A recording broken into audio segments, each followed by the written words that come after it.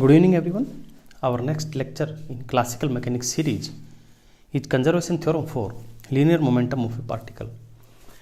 As we have already told you that particle means if we can ignore the size of the object as compared to the distance covered by it during the course of motion, then we can say it's a particle. Particle can be even our earth if we are considering its motion around the sun. So size doesn't matter, but the size as compared to or relative to the distance covered by it does matters. So student, linear momentum is, we have already defined linear momentum as P equals mv. And dear student, from Newton's second law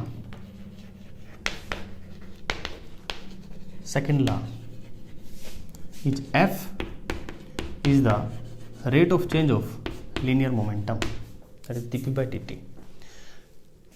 Student, if we have two conditions, the first condition is say no any force is acting on the particle, means there is no any external agency which can exert force on the particle. There is no any field which can exert force, say gravitational field or electromagnetic field. There is no any force field. So if there is no any kind of source of interaction with the particle, so we can say there is the force F is 0. In that case, we can say dp by dt equals 0, and the differentiation of P is 0 implies that our P is constant. It's not going to change. In the second case is much interesting than the previous one. Is if the vector sum of all the forces is 0, again we can say dp by dt equals 0 implies P is again a constant. So student, these are two different conditions. In first condition we can say the particle is a free particle which is free from any type of force. In the second case, various forces may act on the particle, but the resultant will be 0. For example, student, we have a car. This is a car, and when the car is moving, there are various forces are acting on it. Say this car is moving in this direction, it's the direction for velocity. Then student, force of friction is there, drag force due to air is there, and a forward thrust or forward force is also there. And student, if this vector sum of all these three forces, or in other words we can say if this force is balancing these two forces, I can say dp by dt equals 0, P is constant, the car will move with a constant linear momentum.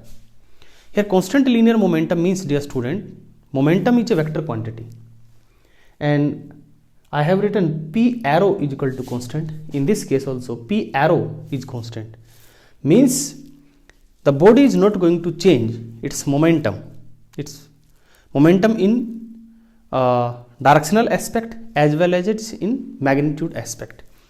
It is not going to change its momentum. It's also not going to change direction. Means to change the direction you need a force.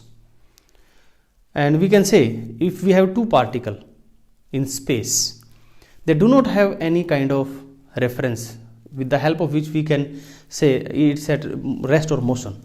So student, if we have two particles, say this is particle 1, call it as A, and another particle is B.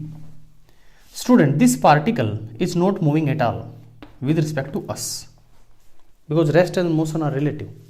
So we have to say We are observing these two particles A as well as B from very distant place, and we are not interacting with these two particles, and this particle is moving with certain momentum P. As it is free from all kind of field and forces, so its momentum is going to be constant. These two particles cannot see each other, even they cannot observe each other. Then student, they both feel the same thing, although it is at rest with respect to us and it is moving with constant momentum. They will feel the same thing. This particle will feel that it is at rest. It cannot observe its motion. So student, we can say if there is some force, then it can detect a force, or it can conclude that some force is acting on me, or there is some change in my momentum. Even human being, we are human being, we can say we can actually observe the acceleration. We cannot observe velocity. If velocity is constant, if we do not have any kind of source with the help of which we can say we are moving or not, independently we cannot say we are moving or we are at rest.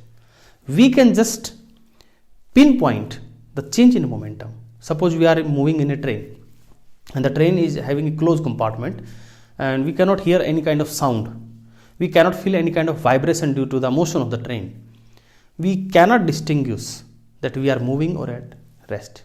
Sometimes we feel in aeroplane, when our aeroplane is in upper space, upper sky, there is no any cloud, nearby cloud, and we cannot looking downward so that we can find out that we are moving or not moving.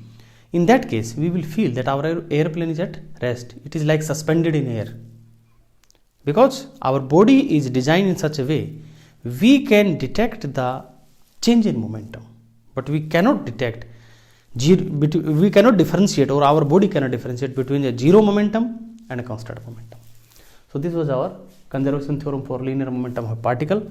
And yes student, basically this conservation of linear momentum is Newton's second law. So law of conservation of linear momentum is equivalent to Newton's second law of motion. Thanks बच्चों.